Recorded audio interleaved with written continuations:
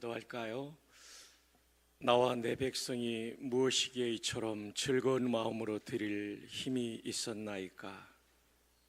모든 것이 주께로 말미암아 싸우니 우리가 주의 손에서 받은 것으로 주께 드렸을 뿐이니이다. 이 새벽에 주께 받은 것을 주께 돌려드리는 주님의 주권을 물질로도 고백하는 귀한 성도들이 있어 감사합니다. 이 예물을 기뻐 받아주시고 다윗의 기도처럼 부와 귀가 주께로 말미암고 또 주는 만물의 주제가 되사 손에 권세와 능력이 있사오니 모든 사람을 크게 하심과 강하게 하심이 주의 손에 있나이다. 역대상 29장의 놀라운 다윗의 기도들처럼 성도들에게 은혜 베풀어 주옵소서. 오늘도 부족한 종을 가리우시고 말씀하여 주옵소서. 예수님의 이름으로 기도합니다. 아멘. 정말 반갑습니다. 요즘 조금은 시들해졌지만 공무원 시험을 치고 합격하기를 굉장히 열망했던 때가 있었죠. 한 젊은이가 천신만고 끝에 공무원 시험에 합격을 하고 주민센터에 발령이 나서 첫 근무를 하게 되었습니다. 첫날 근무 때 오전 근무를 마치고 선배들이 식사하러 나갔고 혼자 사무실을 지키게 되었습니다. 첫 근무니까 아무도 오기를 원치 않았는데 시간이 좀 지나면서 문이 열리고 중년의 부인이 들어오시는 거였습니다. 일어나 인사하고 데스크 앞으로 왔을 때 혹시 어떻게 오셨나요? 이 부인이 저 사망 신고하러 왔는데요. 이 직원이 너무 긴장한 나머지 혹시 본인이십니까? 그랬더니 이 부인도 깜짝 놀라서 꼭 본인이 와야 됩니까? 예, 사망 신고는 본인이 오지 못하지만 은혜 받는 자리는 본인이 와야 됩니다. 예, 정말 잘 오셨습니다. 이제 우리 슬라이드를 좀 띄어가며 하나님 말씀을 전하도록 하겠습니다. 오늘 말씀의 제목 함께 읽어볼까요? 시작. 하나님은 어떤 사람을 쓰실까? 이것이 오늘 본문에 잘 담겨 있습니다. 자, 먼저 1절을 한번 읽어볼까요? 시작. 모세가 그의 장인 미디안 사람 이드로의 양떼를 치더니 그때를 광야 서쪽으로 인도하여 하나님의 산 호렙의 이름에. 제 1절을 읽으면서 제 눈에 그리고 마음에 들어오는 문구가 모세가 자기 양을 치고 있는 것이 아니라 장인의 양을 치고 있다는 것이 눈에 들어왔습니다. 지금 이 출애굽기 3장은 모세가 광야에 들어온 지 몇 년이 지난 때입니까? 40년이 지난 때죠. 창세기에 모세처럼 장인의 양을 쳤던 인물이 있죠. 누구죠? 예, 맞습니다. 야곱입니다. 몇 년간 장인의 양을 쳤죠? 20년. 와, 여러분의 수준은 굉장히 놀랍습니다. 그냥 대부분의 분들이 아시네요. 또 몇 마리 양을 가졌습니까? 예, 20년을 외삼촌이자 장인의 양을 치면서 함께 보냈고 두 때를 이루게 되었다. 이 두 때라는 말이 영어 성경에는 two camps라고 되어 있어요. 우리 군의 캠프라고 하면 뭐 한 4,500명 되는 캠프도 있지만 이 평택의 캠프 험프리즈는 전 세계 가장 큰 미군 부대입니다. 해외 주둔 부대로는 뭐 거의 한 10,000명도 넘지 않을까요? 거기에 사령부가 있으니까요. 옛날엔 작았지만 지금은 뭐 연합사가 다 거기로 들어갔으니까요. 두 때나 이루었다는 얘기는 나중에 형한테 주는 소와 양의 때를 보면 엄청나게 많은 것을 알 수 있죠. 그러니까 얼마나 대조적이에요. 야곱은 20년 만에 수천 마리, 모세는 40년 동안을 지냈지만 한 마리도 없다는 거죠. 장인의 양떼를 아직도 치고 있다. 자, 여러분 이제 질문이 들어갑니다. 선택 지문은 두 가지인데 봅시다. 출애굽기 3장 1절에서 모세의 마음은 어떠했을까요? 1번, 의욕이 충만한 삶을 살고 있었다. 저는 주로 정답을 2번에 배치합니다. 2번 삶의 의욕을 잃고 우울한 삶을 살고 있었다. 정답은요? 예, 믿어주셔서 고맙습니다. 2번입니다. 야곱은 아주 의욕이 충만하죠. 그래서 내 양을 한 마리라도 더 만들기 위하여 기도도 하고 전략도 짜는 사람이지만, 모세는 지금 1절을 보니까 여전히 장인의 양떼를 치고 있다. 이거는 거의 의욕이 없다는 거죠. 그리고 이어지는 문맥에 백성을 구원하러 가라고 하니까 못 가겠다고 말하잖아요. 그래서 성경의 인물 중에 기질을 분석한 학자에 따르면 모세의 기질은 우울질이었다. 담즙질, 아주 막 추구를 잘하고 다혈질, 활달하고 이런 기질이 아니에요. 네. 그래서 우리가 1절에서 중요한 교훈을 받아야 될 것은 우울감에 사로잡힌 모세에게 하나님께서 찾아오셨다는 것. 하나님은 활달하고 자신감이 가득 찬 사람만 쓰시는 것이 아니라 우울감에 빠진 사람도 얼마든지 쓰실 수 있다. 이게 1절에서 우리가 캐치해야 될 중요한 하나님의 일하는 방식이죠. 역사 속에도 대표적인 인물이 아브라함 링컨입니다. 혹시 여러분 이 책 아십니까? 무려 446조, 그리고 뒤에 참고 문헌이 수십 페이지가 되는 책. 이 저자는 링컨 영화의 감수자이기도 하죠. 그러니까 이게 소설책이 아니라는 것을 제가 강조하고 있어요. 링컨은 태어날 때부터 우울증을 가지고 태어나고, 뿐만 아니라 어릴 때 남동생이 죽고 어머님이 돌아가시고, 그리고 누나가 결혼했는데 유산 후유증으로 죽고. 혹시 여러분 링컨의 첫사랑의 여인의 이름을 아십니까? 이름이 앤 루트리지라는 여인이었어요. 앤 루트리지가 너무 사랑했는데 병에 걸려서 죽습니다.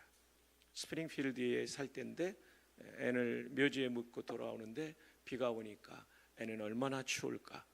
미국의 상술은요, 미 남부에 가면 앤 루트리지 열차도 있다고 그럽니다. 저도 아직 가보지는 못했지만요. 네. 정말 깊은 우울증을 알았죠. 그리고 가까운 사람이 많이 죽었다는 걸 말하고 있는데, 이게 이제 충격이 되는 거죠. 트라우마가 그 링컨의 우울증을 심화시키는 건데, 결혼하고 아들 에드워드가 죽습니다. 그리고 대통령이 된 다음에 아들 윌리엄이 죽죠. 이 워싱턴 DC의 포토맥 강이 남북 전쟁에 주둔하는 병사들이 이렇게 방뇨한 것들이 오염이 된 그 물 때문에 수인성 질환을 앓다가 죽어요. 그러니까 가까운 사람이 이렇게 많이 죽을 때 이 충격은 말로 다 할 수 없는 거죠. 그것도 어릴 때부터 대통령이 될 때까지, 성인이 되고 결혼할 때까지. 근데 어떻게 이런 심각한 우울증을 앓았던 대통령, 그 사람이 이런 위대한 발자취를 남길 수 있었을까?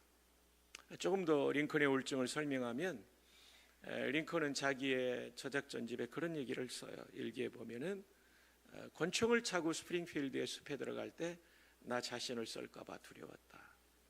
또 불안하다는 표현이 179회가 나오고, 이분의 동업한 변호사 스튜어트라는 변호사는 이 친구 에브럼 링컨을 대책 없는 우울증 환자 에이브라고 부를 정도로 링컨의 우울증은 우리가 알고 있는 것보다 훨씬 더 심각했다는 거죠. 그런데 어떻게 우리가 알고 있는 위대한 민주주의의 꽃을 피운 인물이 될 수가 있을까요? 자, 한번 볼까요? 12쪽에 나와요. 우울증이 이렇게 발병하면 공포심에 사로잡힙니다.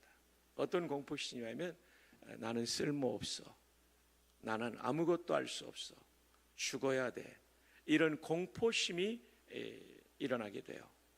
대부분의 사람들이 공포심에 패배해서 아무것도 하지 못하거나, 그리고 스스로 목숨을 끊는 경우도 있죠. 그런데 링컨은 이 공포심을 그냥 두지 않은 것이 중요합니다. 맞서 싸웠어요.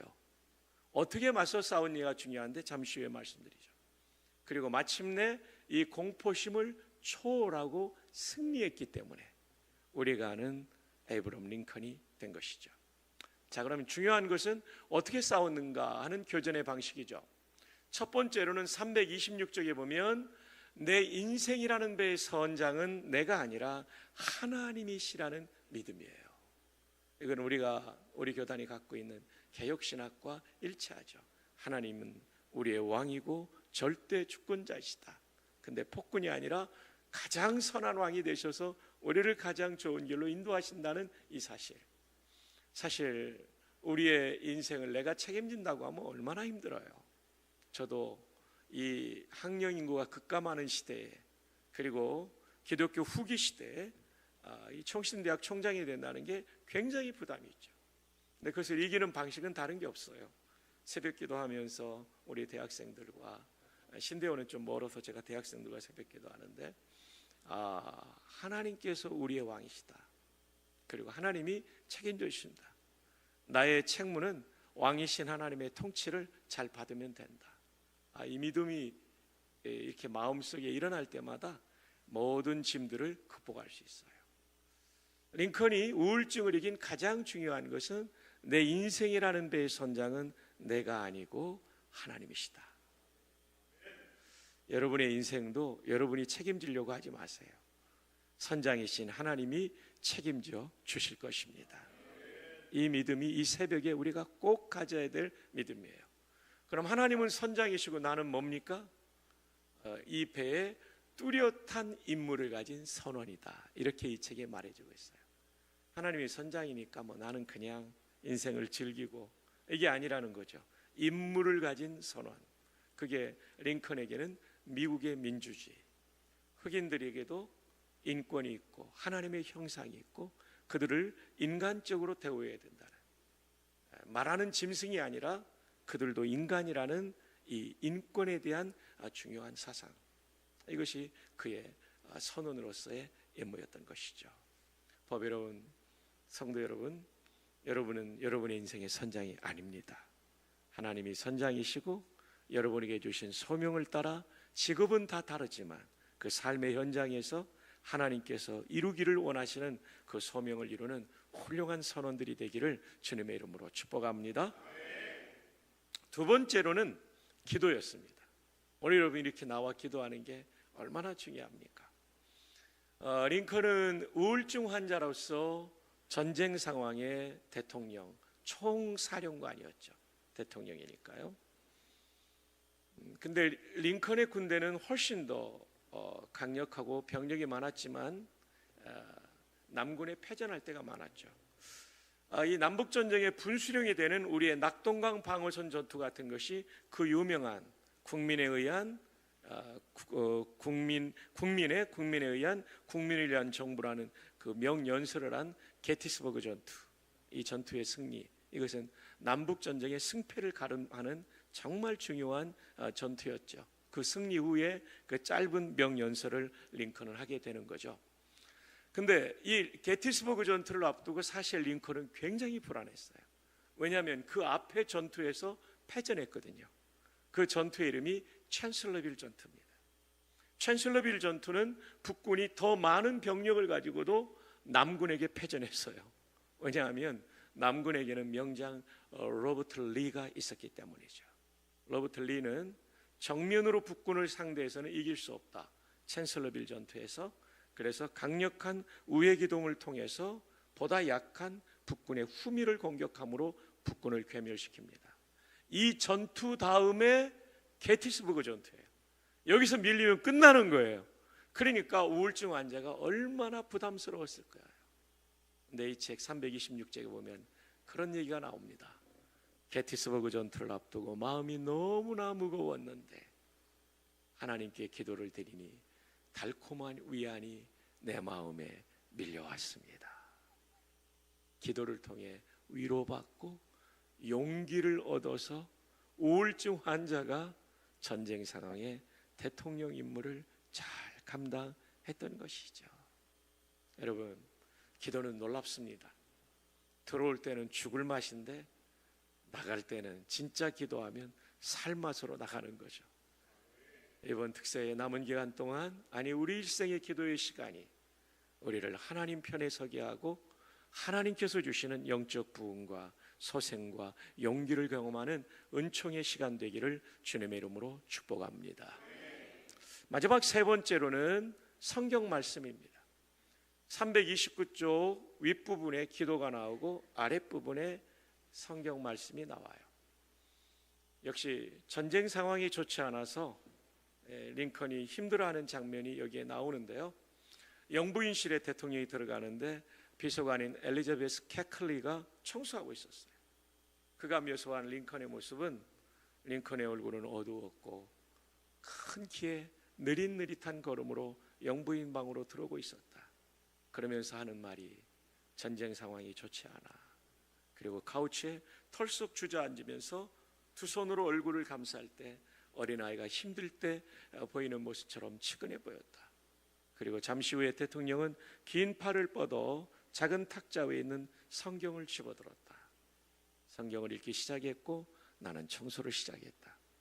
청소가 끝난 15분쯤 지난 후에 인사를 드리고 나가려고 하는데 대통령의 얼굴이 밖에 있었다. 너무나 밝아 있었다. 도대체 성경 어디를 읽고 있을까? 뒤로 가서 물건을 떨어뜨리는 척하면서 어깨 너머에 그가 펼친 성경을 보니 그것은 욥기였다. 이 책에는 몇 장인지 안 나오는데 저는 이렇게 연상해 보면 욥기 42장 아니었을까 싶습니다. 모든 고난을 이긴 욥의 승리, 하나님의 은총. 사랑하는 여러분, 하나님의 말씀은 놀랍습니다. 오늘도 살아있는 말씀으로 우리가 설교를 듣거나 읽을 때 하나님의 성령께서 역사하십니다. 왜 그러냐면 성령님의 역사 때문에 이 성경책은 고전이 아니라 살아있는 말씀이에요. 기독교 강요의 존 칼빈은 이렇게 말했죠. 성경의 기록자들을 영감하신 성령께서 독자들의 마음의 어두운 부분을 밝혀주시는 조명과 그들의 마음을 감동하시는 감화를 통하여 이 성경은 독자에게 주신 말씀인 것처럼 동시에 기자에게 주신 말씀인 것처럼 기록자에게 주신 살아있는 말씀인 것처럼 독자에게도 이 성령의 조명과 감화를 통하여 동일한 살아있는 하나님의 말씀이 된다. 너무나 명쾌하죠. 여러분, 고전과 성경의 차이가 바로 이것입니다. 이 성경을 기록하게 하신 성령님께서 저와 여러분의 어두운 마음을 밝혀서 깨닫게 하시고 깨달음을 넘어 감화를 시키는 거죠. 다른 말로 하면 감동이죠. 여러분, 성경 읽을 때 감동이 있잖아요. 설교를 들을 때도 감동이 있죠. 이게 성령님의 역사입니다. 이게 소설책과 다른 것입니다. 사랑하는 여러분, 에이브럼 링컨이 심각한 우울증을 이기고 쓰임받은 비결, 첫 번째, 내 인생이라는 배의 선장은 하나님이시고 나는 뚜렷한 임무를 가진 선원이다. 두 번째, 끊임없는 기도를 통하여 하나님의 위로를 받고 용기를 얻었다. 세 번째, 성경 말씀을 묵상하며 그 우울증을 돌파했다. 다시 말하면 하나님의 임재입니다. 아무리 우울증이 있어도 하나님의 임재가 있으면 우리는 쓰임받을 수 있습니다. 제 아내도 우울증을 좀 심각하게 앓았죠. 그런데 끊임없이 성도들을 큐티를 인도하다 보니까 본인이 먼저 말씀을 묵상하니까 말씀이 제 아내를 살리더라고요. 그래서 그 다음에 어떻게 이겼냐고 보니까 우울증이 밀려올 때는 이게 내 마음으로 옛날에는 느껴졌는데 말씀 묵상이 강력하게 되니까 이거 지금 오고 있구나. 이게 눈에 보인대요. 이 마음의 눈으로 보는 거죠. 내가 이 마음에 패배하지 말아야지. 이게 분리가 되더래요. 그 다음부터 이겼답니다. 이 자리에도 우울감을 가지고 있거나 우울증을 앓는 성도들이요, 이와 같은 방식으로 승리하기를 축복합니다. 자, 계속해서 보실까요? 하나님은 어떤 사람을 쓰십니까? 우울증, 우울감에 사로잡힌 사람도 쓰십니다. 우리가 편견을 떨쳐야 돼요. 하나님은 적극적인 사람, 활달한 사람만 쓰신다? 아닙니다. 모세는 우울감에 깊이 사로잡혔죠. 40년이 지나도 자기 양이 한 말이 없는 거예요. 그리고 하나님이 가라고 하는데 민족을 구원하라고요? 저 같으면 예, 한번 해보겠습니다. 근데 못 간다고 계속 말하죠. 우울감에 사로잡혀 있지만 하나님이 임재하시니까 쓰시기에 됩니다. 자, 이 100분에게 하이파이브 합시다. 하나님이 임재하시면 당신도 쓰임 받습니다. 자, 또 하나님은 어떤 사람을 쓰십니까? 2절을 한번 보시면 여호와의 사자가 떨기나무 가운데로부터 나타나셨어요. 여기서 사자는 동물을 말하는 것이 아니라 천사를 말하죠. 그래서 영어 성경에 보면 angel이라고 되어 있습니다. 3절에 보면 떨기나무가 타지 아니하니까 아주 좀 신기한 거죠. 컨슘 되지 않으니까 신기한 거죠. 4절에 보면 하나님이 떨기나무 가운데서 모세를 불렀어요. 자, 여러분 이걸 한번 비교해 보세요. 3장 2절에는 여호와의 사자라고 되어 있는데 3장 4절에는 하나님이라고 되어 있어요. 이게 어떻게 된 걸까요? 앞에는 천사고 뒤에는 하나님. 예, 이것을 구약학의 유명한 주제인 한번 따라해 볼까요? 신현현 천사. 너무 잘 따라하십니다. 하나님이 명확할 현자, 나타날 현자, 명확하게 나타나셨다. 천사라는 이름으로. 그래서 구약학자들은 이 신현현 천사를 성육신 이전에 이 땅에 드러나신 예수 그리스도로 보십니다. 성자 하나님으로. 그래서 앞에 여호와의 사자 천사라고 불렀지만 4절에는 하나님이라고 말하고 있죠. 그 야곱이 사람인 줄 알고 싸웠던 천사와 겨뤘던 호사야에서 그랬죠. 신현현 천사입니다. 그러니까 그 장소를 분이엘이라고 그러죠. 엘은 엘로힘의 준말이고 분이는 푼의 얼굴, 하나님의 얼굴을 봤다. 호세아서는 천사와 겨뤘다고 되어 있는데 이것은 신현현 천사인 거죠. 이것이 구약에 많이 나타납니다. 어쨌든 하나님께서 나타나신 겁니다. 그러니까 근데 여기에 어떤 나무에 나타나셨냐면 떨기나무에 나타나셨습니다. 묵상하면서 떨기나무가 뭔지 궁금해서 찾아보니까 영어 성경 보니까 부시라고 되어 있습니다. 또 사전을 보니까 부시는 관목이라고 되어 있습니다. 또 국어 사전을 보니까 관목은 다 자라도 키가 3m 미만의 나무. 그러니까 기둥감이 되는 나무가 아니에요. 관목은 3m 이상이 추리고 3m 이하는 부시라고 부릅니다. 키가 작을 뿐만 아니라 잔가지가 많아요. 그러니까 기둥감이 안 돼요. 제목이 아니에요. 사람으로 말하면 인재가 안 되는 겁니다. 거기에다 가시까지 있는 관목들이 많아서 땔감으로 쓸 때 손이 찔려가지고 땔감으로 쓰기도 성가신 나무. 근데 이 나무에 하나님이 임재하시니까 하나님의 영광을 드러내는 놀라운 나무로 쓰임받게 된 거죠. 여러분, 우리가 객관적으로 볼 때 부족한 분들이 많이 있어요. 그러나 여러분, 그 부족함은 하나님의 임재가 있으면 얼마든지 극복된다는 것을 믿으시기 바랍니다. 내가 떨기나무 같은 느낌, 내 자녀 손이 떨기나무 같은 느낌, 내 배우자가 그런 느낌을 가질 때 그것을 쓸모없는 것으로 바라보는 것은 믿음의 눈이 아닙니다. 하나님이 임재하시면 나도 우리 가족도 얼마든지 쓰임받을 수 있다. 이것이 하나님에 대한 진짜 신뢰인 것이죠. 제가 군목 예편하고 미국의 남가주 사랑교회 선임부 목사로 갔을 때 장로님께 들은 얘기예요. 아들이 고등학교 때 너무나 공부를 안 해가지고 장로님 네 분이 밤늦게 아들 푹 잘 때 들어가서 안수기 됐대요. 하나님 이 아들을 사용해 주세요. 긍휼히 여겨주세요. 옛날 분이니까 이렇게 기도했대요. 이 돌대가리를 금대가리가 되게 해주세요. 좀 옛날 분이니까 이렇게 표현한 거죠. 내 아들이 버클리를 갔습니다. 여러분 별로 버클리 정도는 별로 놀라지 않으시네요. 그리고 제가 갔을 때 변호사가 되어 있더라고요. 물론 다 변호사가 된다는 얘기가 아니라 그렇게 그 미래가 불투명했던 자녀가 쓰임받는 거죠. 떨기나무같이 부족해도 하나님의 은혜 주시면 써주시는 줄로 믿습니다. 중요한 건 하나님의 임재예요. 하나님이 내 마음에 임하시고 성령께서 충만하게 임하시고 은혜를 부어주시면 우리의 인생이 얼마든지 달라지고 쓰임받을 수 있다는 사실을 믿으시기를 바랍니다. 여러분, 아들 부시 대통령이 예일 대학을 나오고 전투기 조종사도 했던 분인데 사실은 알코올 중독 환자였습니다. 40세까지 이 술을 정리하지 못했어요. 어릴 때부터 예수님을 믿었지만, 그러니까 아버지 부시가 얼마나 힘들었겠어요.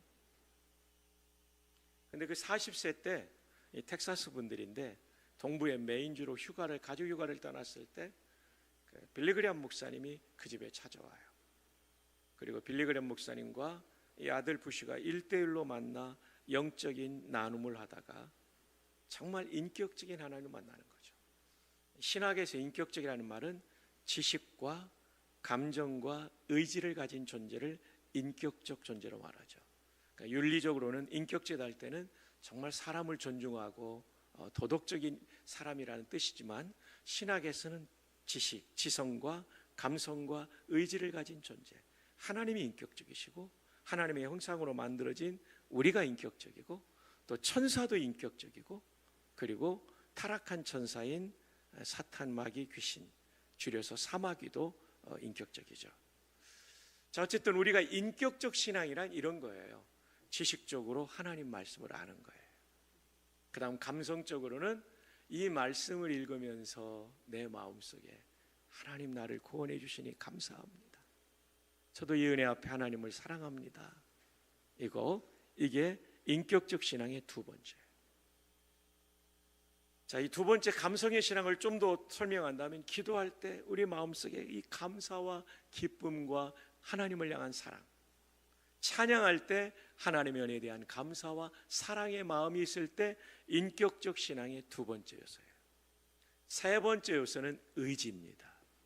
내가 의지를 가지고 이 지성과 감성을 통해 만난 하나님께 의지적으로 순종하는 것. 처음 예수 믿을 때는 의지적으로 예수님을 구주로 모셔드리고 그 복음을 받아들이는 게, 이게 인격적 신앙이에요. 호세아서의 주제죠. 왜 호세아 시대에 북이스라엘이 타락했는가? 비인격적 신앙이거든요. 그건 뭡니까? 지식적으로는 하나님을 아는데 마음에는 하나님에 대한 사랑이 없어요. 그리고 하나님이 주신 감동에 따른 의지적 순종이 없으니까 우상 숭배하는 거죠. 이 호세아 시대의 문제는 오늘 우리 시대의 문제이기도 합니다. 그리고 저와 여러분의 문제이기도 합니다. 머리로는 너무나 성경을 잘 알고 암송을 할 수도 있죠. 그러나 내 마음에 정말 하나님의 그 은혜에 대한 고마움과 감사의 마음, 그리고 하나님을 사랑하는 마음이 식어 있을 수 있죠. 이게 호세아서의 문제였고, 또 하나는 의지적으로 순종하지 않으니까 우상 숭배에 빠지게 된 거죠. 그러므로 우리 모두의 신앙이 의지적인 신앙까지 포함된 인격적 신앙이 되기를 축복합니다. 자, 우리 새벽이니까 옆에 분을 격려하면서 우리 졸음을 이겨갑시다. 인격적 신앙을 가지기를 바랍니다. 하이파이브 합시다. 인격적 신앙을 가지기를. 예, 너무 감사합니다. 자, 계속해서 봅시다. 조지 부시 대통령이 비인격적 신앙을 가지고 있었죠. 어릴 때부터 지식을 가지고 있습니다. 근데 예수님을 인격적으로 모셔드려야 돼요. 아, 예수님 구주시구나 알고 그 주님을 정말 고마워하고 그분을 내 주님으로 모셔드리니까 이때부터 바뀝니다. 술을 끊게 되고요. 그리고 나서 텍사스 주지사, 미국의 두 번째로 부강한 주입니다. 석유가 나오는 주입니다. 두 번, 주지사 두 번, 미국 대통령 두 번을 한 거죠. 여러분, 우리와 우리의 자녀손들이 하나님을 인격적으로 만나면, 임재를 경험하면 이렇게 부족한 인생이라도 쓰임받게 되는 줄 믿습니다. 이번 특세에 그런 은혜가 있기를 축복합니다.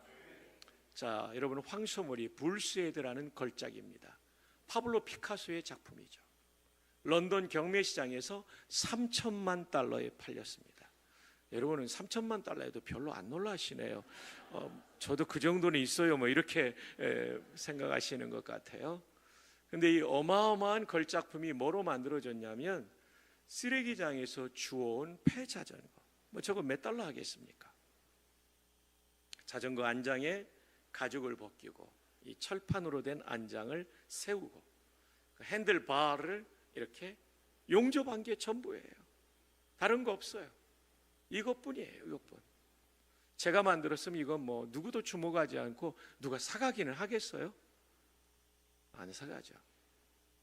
피카소는 이런 유명한 얘기를 했습니다. 쓰레기에도 위대한 가능성이 있습니다. 거기에 누구의 지혜와 누구의 손끝이 닿느냐가 문제입니다. 여러분, 인간 피카소 예술가의 지혜와 손이 닿아도 이런 걸작이 된다고 한다면 그 예술가 피카소까지 만드신 하나님, 아니 우주 만물을 만드시고 우리 모두를 우리 어머니의 모태에서 만드신 하나님이 우리의 인생, 우리 자녀들의 인생을 터치한다면 그들의 인생도 걸작이 될 줄 믿습니다. 우리 옆에 분을 한 번 더 축복합시다. 하나님이 터치해 주시기 바랍니다. 예, 여기에 걸작 분들이 많이 나오실 것 같아요. 그래서 오늘 새벽에 기도할 때 자녀들이 나왔다면 우리 A씨 장로님, 한 장로님처럼 주여 이 자녀를 터치해 주세요. 안수기도 해주시고 또 못 나온 자녀들은 가슴에 품고 이 자녀를 터치해 주세요. 지금은 쓸모없어 보이지만, 지금은 떨기나무 같아 보이지만 하나님 터치하시고 임재하시면 얼마든지 하나님 쓰시는 인물이 될 줄 믿습니다. 이 믿음으로 우리가 기도하기를 바랍니다. 하나님께서는 어떤 사람을 쓰십니까? 떨기나무같이 부족한 사람도 얼마든지 쓰신다는 믿음을 이 새벽에 가지기를 바랍니다. 하나님 임재하시면 쓰셔요. 우리가 간절히 기도할 것 임재입니다. 임재, 성령 충만입니다. 나를 바꾸시는 하나님. 지금까지 드린 말씀은 하나님께서 쓰시는 사람은 우울증, 우울감에 사로잡힌 사람도 쓰임받을 수 있다. 믿으시면 아멘. 하나님은 부족한 사람도 쓰실 수 있다. 이걸 잊지 마세요. 학점으로 평가하지 마시고, 학력으로 평가하지 마시고, 외모로 평가하지 마시고 하나님의 임재로 평가하세요. 오카는 목사님이 수련회 때 오셔서 하신 소중한 메시지. 우리는 시시하지만 우리가 믿는 하나님이 시시하지 않기 때문에 하나님 따라가면 우리 인생도 시시하지 않다. 여러분 꼭 기억하시기를 축복합니다. 마지막 세 번째는 5절입니다. 함께 읽어봅시다. 시작. 한 곳은 거룩한 땅이니 내 발에서 신을 벗으라. 보세요. 마음이 무너져 내린 사람도 쓰임받아요. 우울감과 우울증으로. 떨기나무같이 부족한 사람도 쓰임받아요. 사실 모세가 지금 떨기나무 상황이에요. 40년 전에 이집트의 왕자였지만 40년을 광야에서 보내면서 할 수 없다는 떨기나무 같은 인생이 되었지만 하나님 쓰시는 거죠. 근데 5년, 10년 쓰임받는 것보다 더 중요한 것은 일생을 쓰임받는 건데 그렇게 하기 위해서는 거룩해야 되죠. 자, 거룩한 땅에 머물러야 돼요. 하나님의 임재 속에서 거룩을 지키는 것이 중요하죠. 한번 반짝 쓰임받는 것이 아니라 일생을 쓰임받는 사람들의 특징은 거룩입니다. 큰 집에 금그릇, 은그릇, 나무그릇 있지만 정말 하나님이 쓰시는 그릇은 깨끗한 그릇입니다. 그리고 귀 쓰는 그릇이 돼요. 깨끗하면. 그리고 모든 선한 일에 준비함이 된다는 얘기는 지금 당장은 아니어도 앞으로 정말 귀하게 쓰신다는 거죠. 여러분, 이 장군은 굉장히 미국의 유명한 장군이죠. 미 육군 사관학교를 우등으로 졸업하고 미 육군 대학을 수석 졸업하죠. 프린스턴에서 박사학위를 받아요. 육사 조교수로, 정식 교수로도 활동을 해요. 그 후에 그는 특수전 사령부에 있으면서 특수전 사단장도 돼요. 아프간 사령관 별 셋을 달고 했죠. 그리고 이라크 전쟁이 교착 상태일 때 조금 전에 말한 아들 부시 대통령이 이분을 다국적국 사령관으로 임명합니다. 그는 그의 박사 논문을 바탕으로 월남전에 패전한 반대로 전술을 펴죠. 소규모 부대를 적진 깊숙이 침투시켜 전체를 평정하는 작전으로 승리하고 돌아올 때 미국의 역사가들은 아이젠하워와 맥카더를 합해놓은 장군으로 차기 대통령감이라고 그랬어요. 그는 옷을 벗고 중앙정보국장이 됐죠. 권력의 정점을 향해 달려가고 있었는데 육군사관학교 20년 후배인 폴라 브라드웰, 케네디 스쿨의 특강 갔다가 만난 후배예요. 이분과의 불륜으로 그는 언론에 이 불륜이 노출되면서 그는 모든 공직에서 떠나고 추락하게 되었어요. 정말 아까운 인물입니다. 지금은 누구도 데이빗 포트레이어스를 기억하는 사람이 없어요. 여러분, 거룩이 깨지면 쓰임받을 수 없음을 믿으시기를 바랍니다. 두 번째로는 네 발에서 신을 벗어라. 이 말의 뜻은 성경은 그 시대의 문화적 해석을 해야 되는 부분이 있는데 이것이 바로 그겁니다. 이 뜻은 뭐냐면 종이 되어 살라는 뜻이에요. 하나님의 임재가 계속되려면 순종하는 종이 돼요. 사울이 왜 하나님의 임재가 떠납니까? 자기 마음을, 자기 뜻을 고집하니까. 고대의 종들은 신을 신지 못했어요. 내 발에서 신을 벗으라는 얘기는 너 이제부터 내 종이 되라는 하나님의 말씀인 것이죠. 사랑하는 여러분, 41년 동안 설교자로 살아오면서 전도사로부터 성경을 끊임없이 연구하고 전해온 설교자로 여러분의 일생에 가장 복된 삶의 비결은 종이 되는 겁니다. 하나님께 순종하는 종이 되면 주인이신 하나님이 여러분의 일생을 책임져 주실 겁니다. 한번 따라해 볼까요? 종이 되자. 이렇게 하면 여러분 기억 안 나요. 저 떠나고 나면. 사람은 충격을 받으면 오래 기억해요. 남성들 따라 합시다. 종놈이 되자. 여성들은요? 예. 옆에 있는 분에게 축복하세요. 좋은 종놈 되세요. 좋은 종. 너무 중요해요. 자, 네, 슬라이드 보여주시기 바랍니다.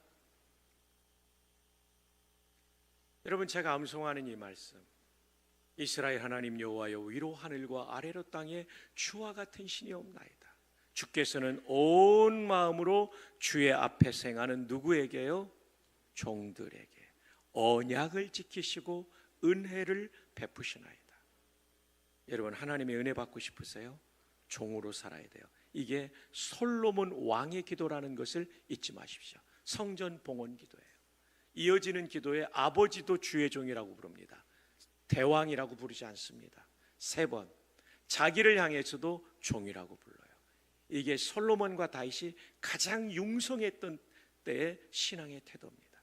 자기가 주인 됐을 때, 왕이 됐을 때 밧세바 사건 나타나고 솔로몬이 이방 여인을 취하는 일이 나타나죠. 그러니까 일생 우리가 잊지 말아야 될 건 나는 종이다. 나는 종놈이다. 여성은 뭐라고 그랬죠? 아니다. 이걸 잊지 마셔야 돼요. 자, 고대의 종은 4가지 특징이 있다고 그러죠. 첫 번째 특징이 뭐냐면 자기 뜻이 없었어요. 아무리 하고 싶어도 주인이 하지 마, do not 하면 딱 멈추는 거죠. 우리가 그렇게 사는 게 종놈으로 사는 거예요. 아무리 하기 싫어도 주인이 해, do 하면 하는 거예요. 주님 말씀하시면 내가 나아가리다. 주님 뜻이 아니면 내가 멈춰서리다. 이게 좋은 성도, 은혜 받는 성도, 하나님이 쓰시는 성도예요. 두 번째로는 자기 돈이 없었어요. 돈이 많든 적든 주인 뜻대로 쓰는 거죠. 11조는 어떤 고백이냐면 내 돈의 주인은 하나님이라는 고백이에요. 제가 군에 있을 때 공수훈련을 했는데요, 이 특수부대는 군목이 있을 때는 1번 강화자가 군목입니다. 왜냐하면 군목은 하나님과 가깝기 때문에 군목이 안전하면 우리도 다 안전할 수 있다는 믿음이 그분들에게도 있어요. 와, 지상 400m에서 주낙하산에 생명줄을 비행기나 기구에 걸고 뛰어내리면 70m를 떨어진 다음에 펴져요. 4초 동안에 70m, 아찔한 순간이죠. 숫자를 셉니다. 1초 2초 하면 잘 제 귀에 안 들리니까 1만, 2만, 3만, 4만, 산기 검사하는데 낙하산이 큰 게 펴져 있더라고요. 생각보다 천이 커요. 그 전에요, 땅을 보니까 빨간 땅이 보이는데 35초 동안 안 펴지면 저기 가서 부딪히면 온몸의 뼈가 부서져서 죽는 거죠. 아찔한 순간인데, 야, 펴지고 나니까 얼마나 감사한지. 할렐루야, 할렐루야 찬양하고 내려왔는데요, 여러분, 이 지금 여기서 보는 하늘도 아름답지만 위에서 보는 하늘은 더 아름답습니다. 아래도 정말 아름답습니다. 여러분도 한번 꼭 뛰어보시기를 바랍니다. 그런데 여러분, 이 창공에서 내려오는 기쁨을 누리려면 지상 3주 교육의 마지막 관문인 모형탑에서 패스해야 돼요. 모형탑에서 뛰어내려면 밑에서 뭐 아무것도 아닌데 거기 서면 굉장히 공포심이 큽니다. 400m에서 뜨는 그런 느낌. 근데 모형탑에 뛰어내리는 건 절대 안 죽어요. 케이블이 지나고 도로래를 걸어놨고 거기에 모이 낙하산 줄을 걸었기 때문에 안 죽는데도 그 앞에 서면 겁나요. 중사분이 점프 마스터가 뛰어하는데 안 나가면 많이 기다리고 발로 차면 으악 하고 떨어졌는데 안 죽고 잘 가고 있어요. 창군일에 모형탑에서 죽은 사람 없는데 희한하게 그 앞에 서면 겁나요. 왜 그런지 아십니까? 그 높이가 인간이 가장 공포를 느끼는 11m입니다. 우리는 이것을 공포의 11m라고 부르는데 성도에게도 공포의 11m가 있으니 그것이 바로 저는 11종금이라고 생각합니다. 11조 하면 죽는 줄 아는데 절대 안 죽는다는 사실을 이 연사 강력하게 주장하는 바입니다. 저 어릴 때 10살 때 아버님이 돌아가셨어요. 가난했어요. 그래도 11조를 어머니 드리면서 드리는 기쁨이 있다 그래요. 조금 전에 제가 암송했던 것처럼 나와 내 백성이 무엇이기에 이처럼 드릴 힘이 있었나이까. 모든 것이 주께로 말미암아 싸우니 주의 손에서 우리가 받은 것으로 주께 드렸을 뿐이니이다. 이게요 다윗이 7조 원 헌금하고 드린 기도예요. 역대상 29장 14절이에요. 그 앞에 12절에 부와 귀가 주께로 말미암고 또 주는 만물의 주제가 되사 손의 권세와 능력이 싸우니 모든 사람을 크게 하심과 강하게 하심이 주의 손에 있나이다.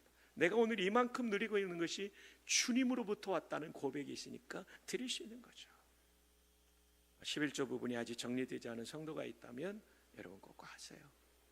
어머님이 11조 드린 거 아들 때에서도 많이 하나님이 복을 주시더라고요.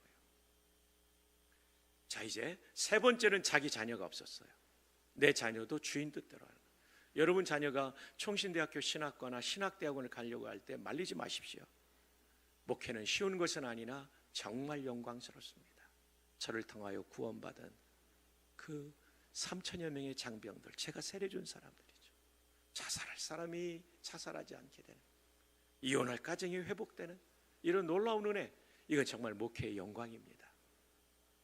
저는 이 교회에서 신학대학원에 몇 사람이 이번 2025년도 입시에 올 수 있기를 주님의 이름으로 축복합니다. 저희 학교에는 영어교육과도 있고 유아교육과도 있고 신학과가 물론 제일 많지만 또 사회복지학과도 있는데 오세요. 채플이 살아있기 때문에 기독교 지성, 기독교 세계관을 가진 대학생들로 키우겠습니다. 네 번째로는 자기 생명이 없었죠. 우리가 주기철 목사님, 박관준 장로님을 존경하는 이유는 생명조차도 주인 뜻대로 이 네 가지가 없는 종들 되기를 주님의 이름으로 축복합니다. 한 번만 더 옆에 분을 우리 격려합시다. 좋은 종놈 되시기 바랍니다. 좋은 종년 되시기를 바랍니다. 제가 내가 이세 아들 다윗을 만나니 내 마음에 맞는 사람이라. 이 앞절이 뭐예요? 사울을 패하셨다는 거예요. 왜 패했습니까? 지 마음대로 했으니까. 자기 뜻을 하니까 자기가 주인이고 왕인 거예요. 사울은.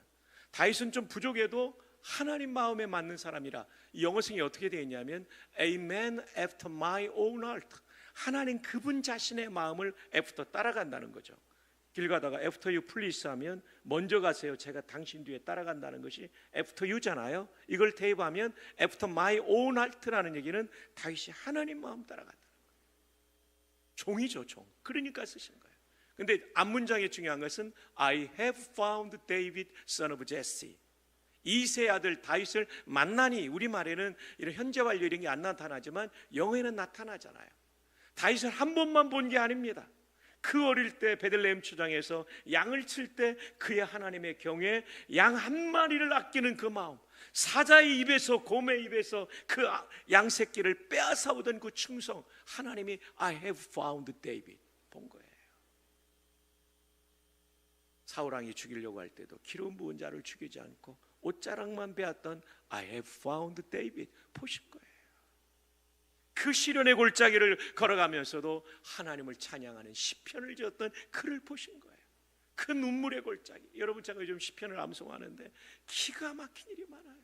큰 물이 넘치나이다.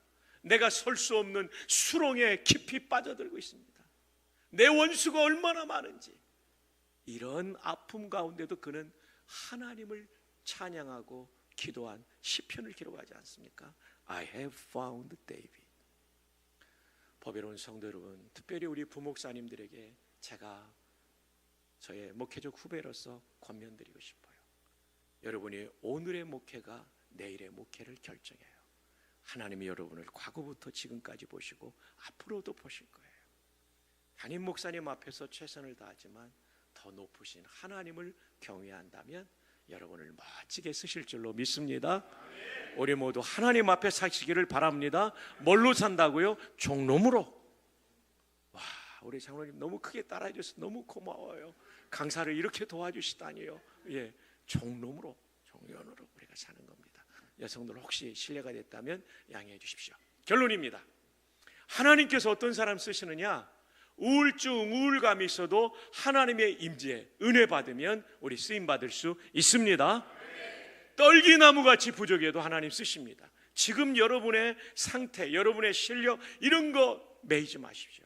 하나님의 임재 받고 그리고 용기 얻고 그리고 하나님께서 주신 소명 발견하면 우리 얼마든지 쓰임 받을 수 있어요.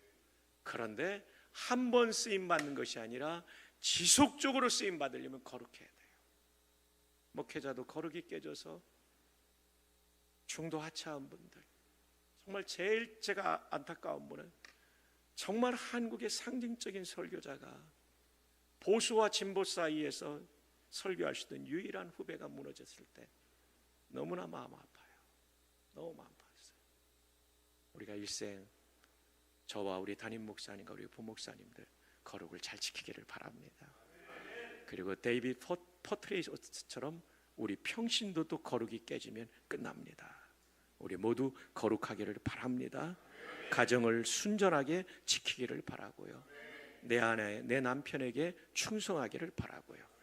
성경에 남의 아내한테 이렇게 하라고 말했지 않은 네 아내를 잘 사랑하라고 돼 있죠. 그리고 또 하나 종놈으로 사는 게 중요합니다. 종놈, 우린 종이에요. 그분 뒤따라가는 인생 되면 그분이 책임져 주십니다. 기도합시다.